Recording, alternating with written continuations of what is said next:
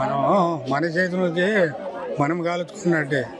కాంగ్రెస్ ఏం చేస్తుంది ఏంటంటే అది ఏదో అర్థం ఆడి రాజకీయాలకి రావాలి, పేదోళ్ళ పొట్ట కొట్టాలి, పేదోళ్ళ మన కావులు కూర్చోవాలి చచ్చినట్టు అని చావగొడుతుండ్రు. మొత్తం ఇక్కడ మొత్తం ముగ్గురు మంత్రులు ఉన్నారు మీ జిల్లాలోనే. మా జిల్లానే ఉన్నారు. ఉంటే ఏమో సుఖదినం. ఆ మంత్రులు ఏసీలో పండుకుంటున్నారు.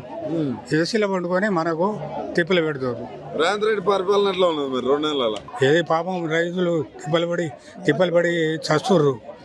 ఈ వయసులో కూడా వచ్చి ఇక్కడ వీళ్ళతో ఉంటున్నావా? మరి ఏం చేస్తాం? ఇవాళ 10 రోజులు సంది తిరుగుతున్నాం.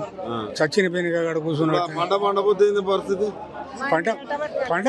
పండదు రైతులు తినరు పాపం. ఏం అది మళ్ళీ వేస్తారా ఓట్లు? ఇంకా ఏం వేస్తాం? అయిపోయి మార్పు అన్నారు. ఆ మార్పే ఇప్పుడు మనకు తెర్లు చేసింది.